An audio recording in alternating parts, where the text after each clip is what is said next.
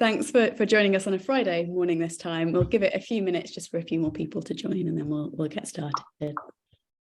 As you'll have heard, we are recording. If you've got any objections, if you could just message Michael in the chat, and we'll make sure you're not featured in anything we share afterwards. And the recording is just to be shared within this group.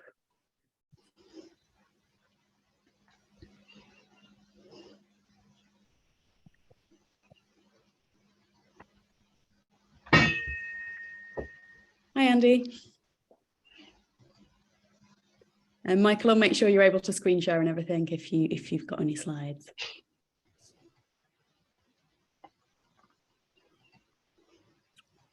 Okay, so I think we'll get started. Thanks everyone for joining us for today's session. My name's Dawn, I'm from Collaborate, and I co-convene this network along with Nigel and Michael from GoLab who are here today as well.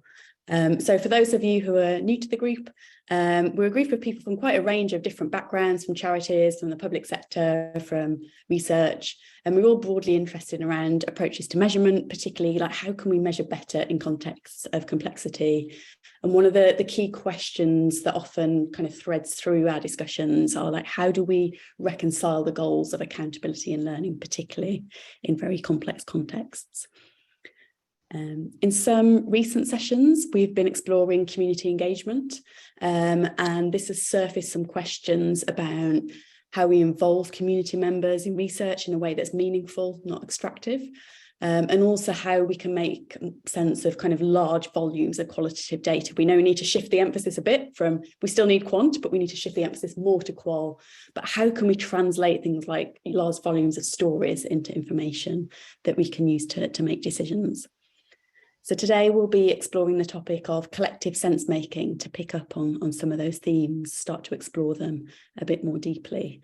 So rather than a researcher sitting in a room, taking the data, interpreting the data on their own, how do we involve people with a deep understanding of the context in making sense of that data and some of the decisions that we make as a result?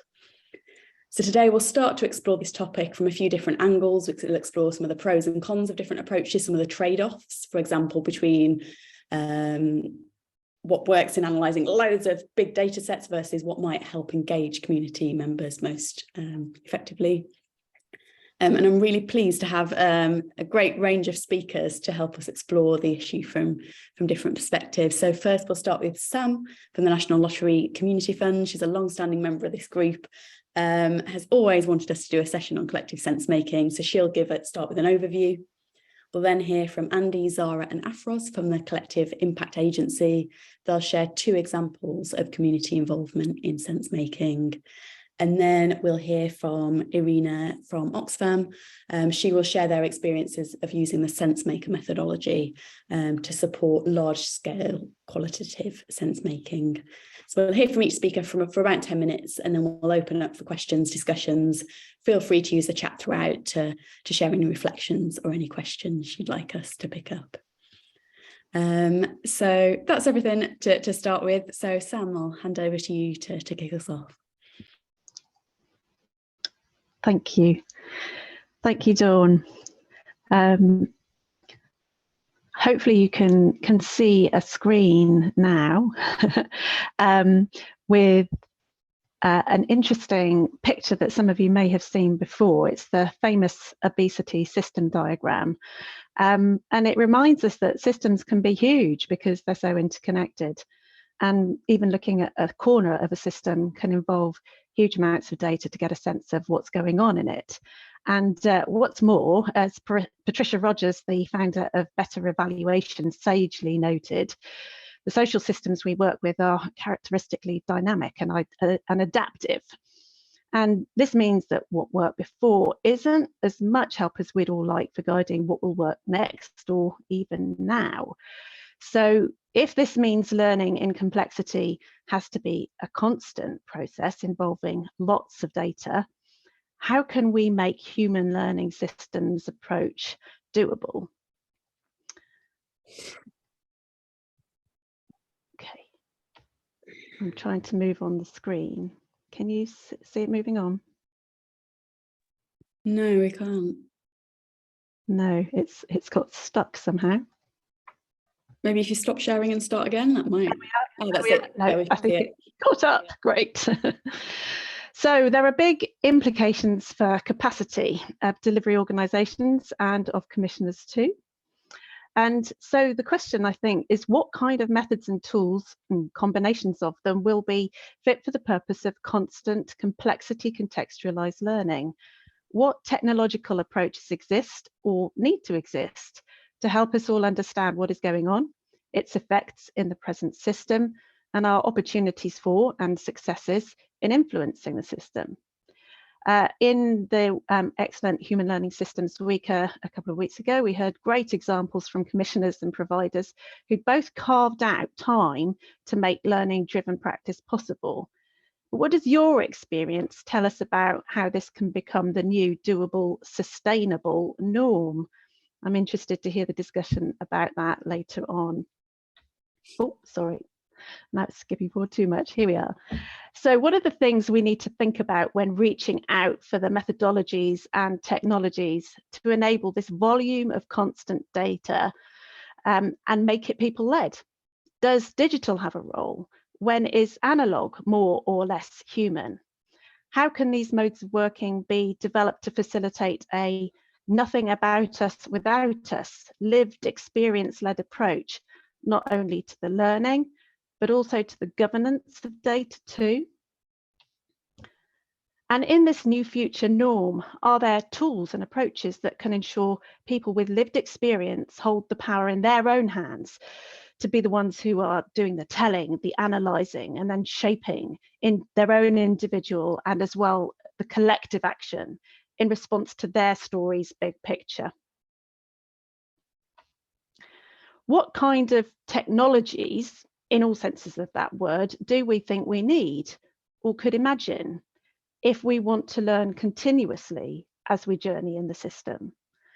And if we want to make it humanly possible and human friendly for all stakeholders, what kind of low tech and high tech solutions, what kind of digital and offline technological solutions are we talking about? What do we need technologies to offer in terms of participation, the technology of participation for facilitating narrative sharing, the technology of analytical methodology, or the technology of computational power from handling all these large volumes of data, whether they be qual or quant? What about the technology of digital interfacing, allowing different types of data to be captured? And for informants, the people experiencing the study, the subject being studied and telling their stories to lead the analysis as well as specialists? And what about technologies that enable all stakeholders to understand the analytical output as it comes through and to work out how to respond within their agency to act? In a moment, if you'll go with me, I'm going to invite you to close your eyes off camera, if that feels more comfortable, to ready our sensing capabilities by drawing quietly on the power of your own learning experiences of gathering, analysing, sharing, responding, to create the fertile ground for the insights we'll collectively create together today. So with those of you who want to, turning off their cameras now, we're taking a moment to reflect on what you and others you work with have warmed to, or shrunk from, or reached for in your endeavours to be learning driven. And you're allowing yourself to close your eyes and letting your experiences of learning come to mind. Noticing what you are seeing as you visualize these experiences.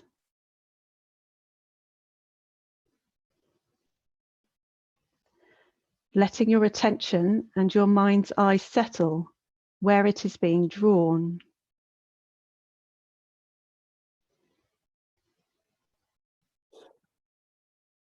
Exploring where you are in the learning experience. The situation you're in and the things around you.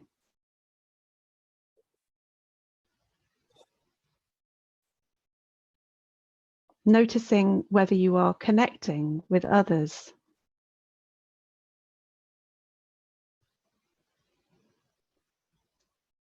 Letting your attention in the learning space you've found yourself in open out to noticing what your soundscape is like.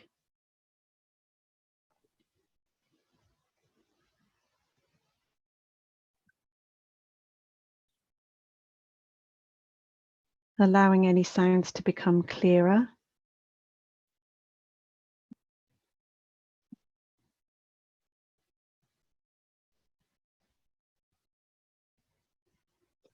Noticing how what you are hearing is drawing your attention to what matters for you.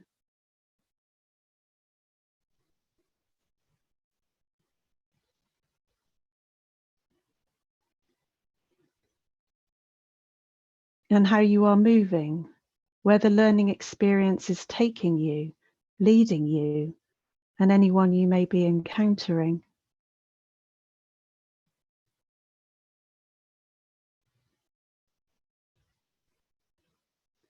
How this change feels.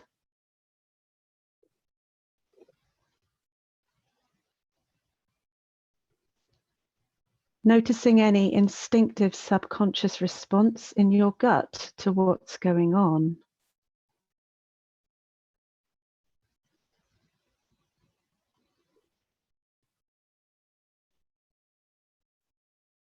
Whether there is positive feeling tone or negative feeling tone, or maybe neutrality.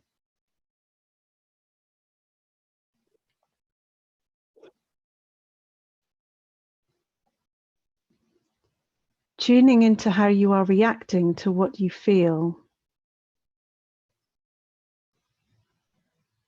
What you are leaning away from in your learning approach. What you are drawn towards.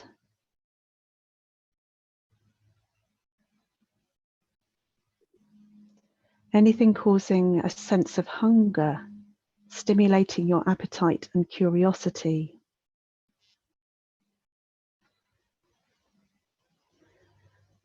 And bringing this curiosity with you now into the present, to the conversation we are about to embark on here and now today, letting your eyes open, smiling and returning to your room, and returning to our shared room, turning our cameras back on. And as we move into the rest of the session, as you listen to our wonderful contributors coming up, being ready to pick up on what is surprising, intriguing, inspiring you, the enablers, any potential you see, challenges you spot, ideas, questions, observations you want to explore. And ready with our experience to bring into our exploration today, I'm going to hand you back to Dawn. Thank you, Sam. That was very relaxing. Thanks for setting the scene and guiding us through that. And hopefully those reflections that you were just thinking through, we'll be able to share those when we get to the Q&A later.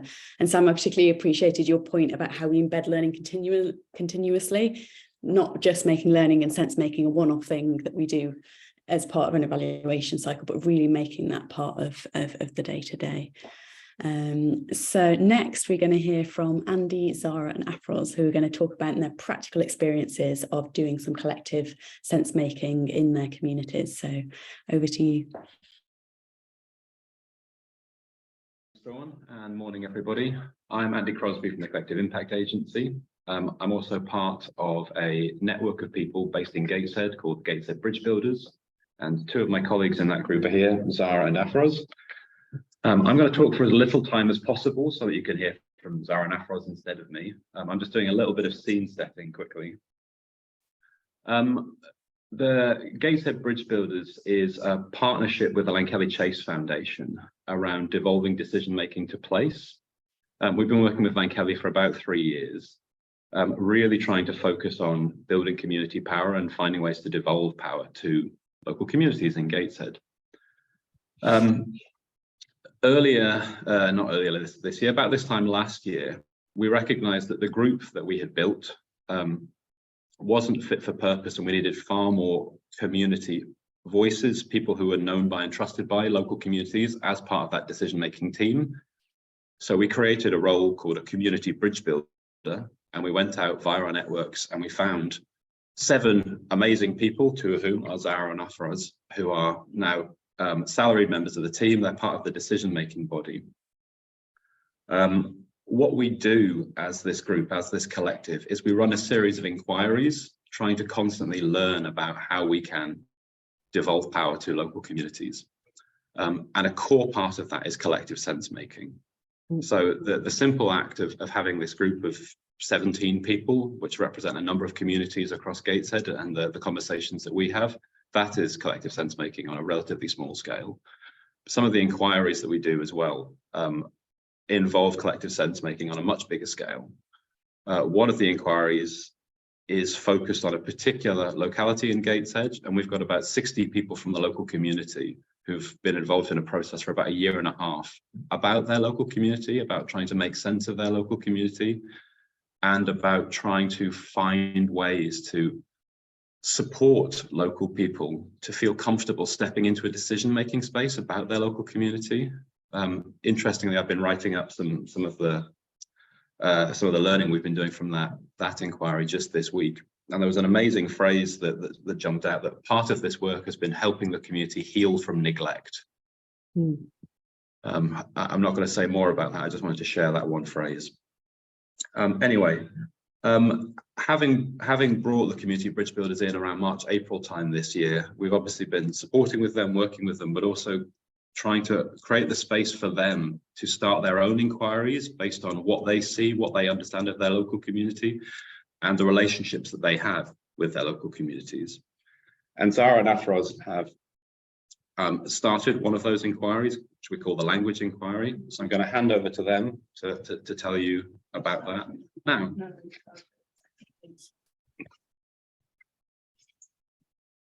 Hello, good morning, everybody. My name is Afroz Qureshi. I am a bridge builder. As a community bridge builder, I have identified that new migrants can't have any access to any learning opportunity in Gateshead or in the UK when they come through first time for first 6 months. So they are very vulnerable and facing many problems and barriers and challenges such as language barrier and isolation and financial problem and mental health issues, etc. So, but English is the main barrier. Without learning English language, how they can survive and achieve anything for their betterment. We discussed with our team about this matter and support us to remove this language barrier for migrants. They are supporting us and providing funding to provision of basic English language class for new migrants and for first 6 months. We know that lack of English language skill possesses significant issues for many people across the Gateshead Group. So we try to develop a more appropriate program for new migrants according to their needs, improve their self-esteem and confidence, and provide correct tools and support to new migrants to settle in this country. We focus on approaches that build people's confidence to communicate with more freedom. And every week, me and Zahra are noticing that they are progress to achieving their targets. Thank you. Hi everybody, my name is Zahra and Afroz. I'm another community bridge builder based in Gateshead. I would like to say when lovely Sam was asking us to go through our memory and connect with things, it just reminded me of the time that I felt, because obviously I've learned my English when I was younger, and I was taught why people can't learn English fast. And then I started learning a foreign language, which I didn't know anything about at the age of 30 something. And then I realized how hard it is when you're older to learn something new, to memorize that and to repeat that, to pronounce that. So it gave me a very good view of why people in older ages are much slower in learning. And plus that, people who we are working, me and Afroz, we are working with asylum seekers who have just come to the country, so they don't know about their status, so they're under a lot of pressure apart from language barrier, which we are focusing on. So obviously, like, it makes the process much slower. So when I become a bridge builder, my experience of being a migrant myself helped me to be the voice of that community. And with the help of my team and Afroz, together we've started this new inquiry, which is called Language Inquiry. And our main focus is on people who are here under 6 months, but obviously we accept other people as well in our group. The beauty of our lessons is that they come to our group not just to learn English, but to communicate, to make friends, to feel much better, to know about the area that they're living, to know all the opportunities available in that area that they're living. So when they're leaving our groups, most of them are so pleased and happy, and that gives us a lot of energy. I am so lucky that I am in this position now with the help of the lovely team I'm working with, to be their voice and to help them, and hopefully we can be taking our inquiry result to those people who make decision for them, because we believe that learning language is as essential for them as having food and having shelter. Thank you very much for listening to me. So a quick couple of sentences from me to wrap up before I hand back. So what you've heard from Afroz and Zahra there is that language is a real barrier, and language support is a real barrier for newly arrived refugees and asylum seekers in the UK. So providing a different sort of very relationally focused language support helps meet that barrier, helps overcome that barrier. But also there's such a strong focus on relationship and connection, and that is vital not only to support the people, but also through those relationships, through those connections, actually try and figure out what needs to happen next, what do we need to learn next, where do we need to take it, and bringing all of the people that they're supporting through the language classes into that process. So very much an emergent process of collective sense making. So I add a point, sorry. Please. I'm sorry to interrupt you, Andy, but by being there helping them, I think we give them a glimpse of hope that in future they can be in our place to help others. Yeah. Thank you. Thank you. And thank you. Thank you, Andy, Afroz and Zahra. That was brilliant to get a glimpse into the work you do, the way you really involve your community members. And when we get to the Q&A later, I'm sure there'll be more questions about what those inquiries look like, what they feel like, and how you get those insights to be able to share and learn and improve. Thank you. Finally, we're going to pass to Irene from Oxfam, who's going to talk to us about how they've used the SenseMaker methodology in some of their work. Over to you. Great. Okay, so I'm going to share my screen.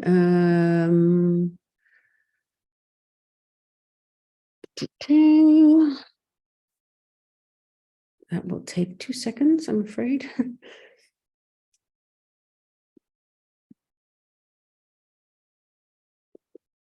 Can you see the slide set? Perfect. Okay. So since about 2008, I have been working with something called SenseMaker. And just this year, actually, we consolidated our experiences into a new book, which I actually really love the title of. And I think it relates very strongly to what I was hearing Zahra and Afroz talking about, is the incredible power of listening and being heard. Actually, it requires both sides of the equation. It certainly stemmed from my frustration with a lot of monitoring and evaluation processes that were set up too linearly and didn't actually didn't have space to understand what people were living. So I'm going to just share a little bit about the types of data and why you wouldn't want to use it and where you wouldn't want to use it. I found it very, very valuable. And I had this squiggly line, by the way, before your presentation, Sam, and I thought, oh, the spaghetti of lives and knowledge and data, it is a spaghetti. So SenseMaker is an approach is basically a listening approach that uses a digital platform because it talks about voices at scale. It is sufficiently difficult, I guess, and expensive maybe even, although they're working on a lot of, they say, prices for community groups, that, you really have to understand when to use it. I never use it when all I'm after is the stuff I know I need to know. So very simple, multiple choice questions. It's like going to get milk with a Rolls Royce, when you can just walk down to the corner shop. It's just too complicated. I find it very valuable when you're trying to, you want to understand something about an area, and often it's a more qualitative area, such as leadership or gender justice, a certain aspect of gender justice. You want to know that, but you don't exactly know how to describe what you want to know. And it's very good to look at the complete unknowns when you're looking through the stories and you're saying, oh my gosh, there seems to be a pattern here. So it's really intentionally seeking those patterns. This is what the book is, the contents of the book, and it's not just about how you collect the data, but it's really setting yourself up to design it very, very intentionally from those unknowns that you want to unpack.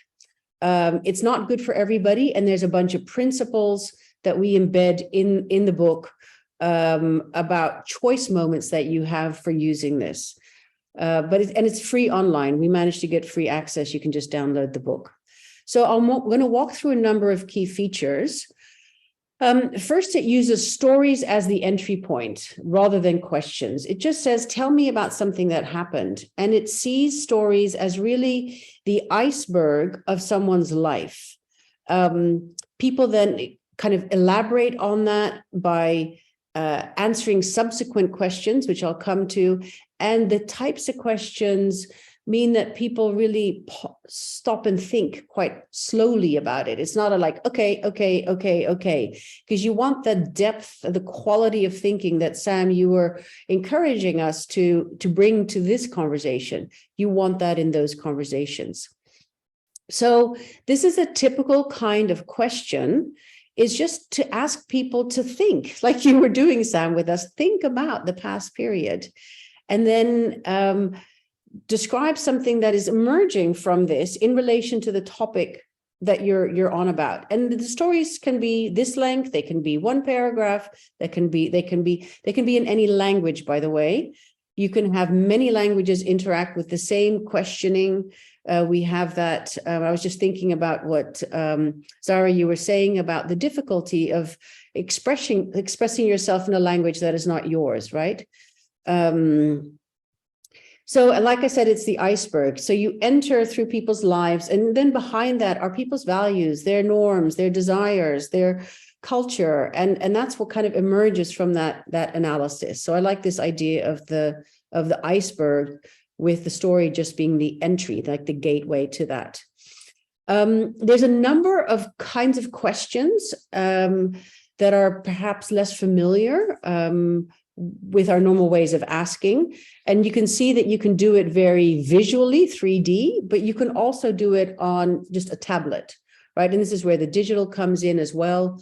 We have something called sliders. If you're wanting to explore something that is one aspect and there's a lot of it, or there can be little of it, right? And it could be willingness, willingness to participate could be an aspect of that, for example. And then depending on the story, people score their story in relation to that quality. The willingness of the government, the city council to listen.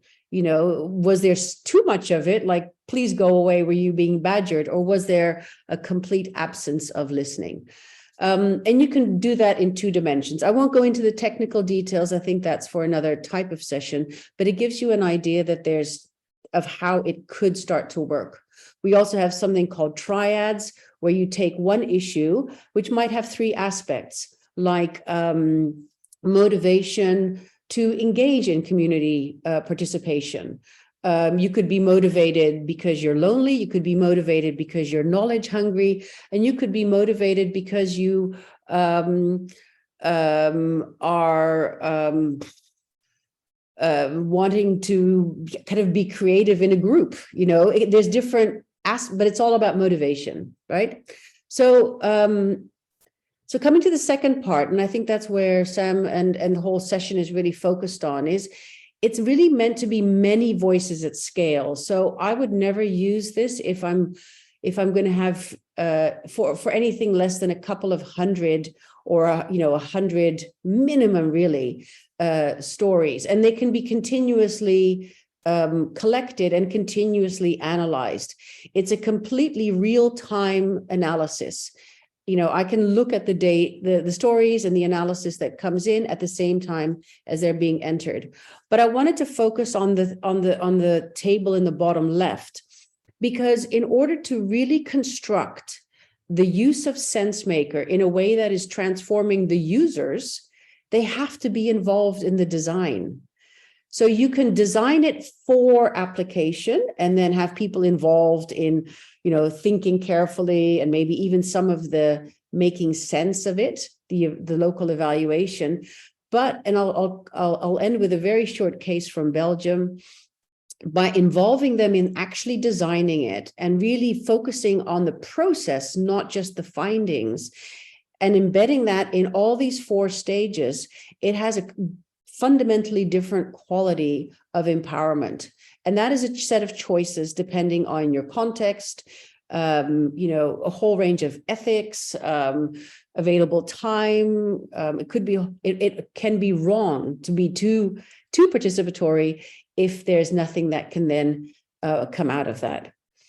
And then finally, there's a number of analytical features, again, where the digital comes in, which I won't get into here because I think the small case study at the end, I think, is going to be most revealing, is it allows us not to value strong, where lots of answers are, but also where few answers are. Like, this is an example of how do you cope with a challenging situation? Did I sell stuff that I had? Did I migrate?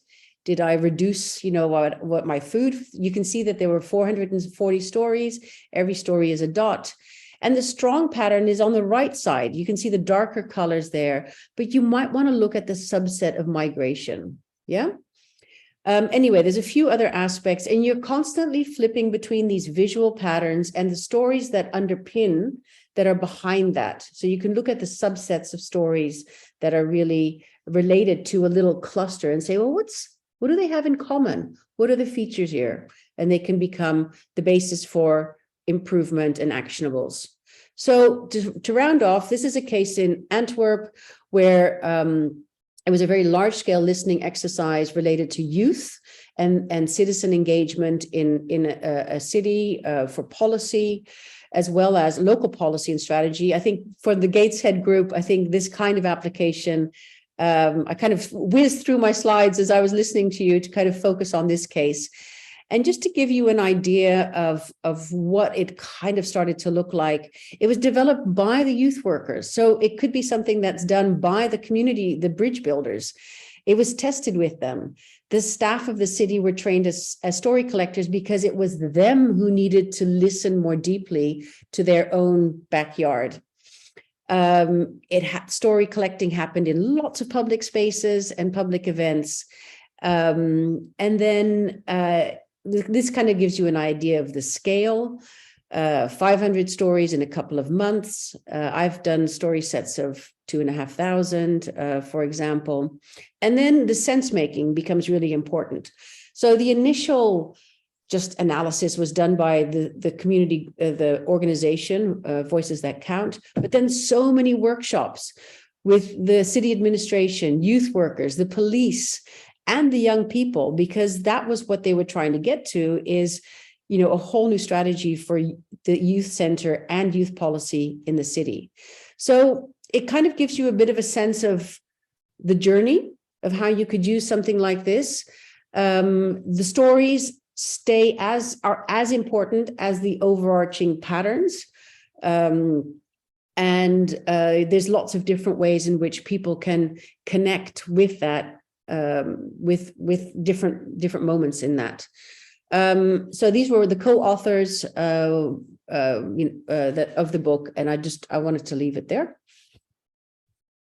Oh, thanks so much, Irene, and that was fascinating. And I think some really common themes coming out around listening, about stories, about spotting patterns. And I think what I took from it is, even when we're not using SenseMaker, even when we're not analysing hundreds of stories, those principles are focusing on the process. So it's participatory, not just on what findings you want to get, and really giving people the opportunity for kind of self-interpretation.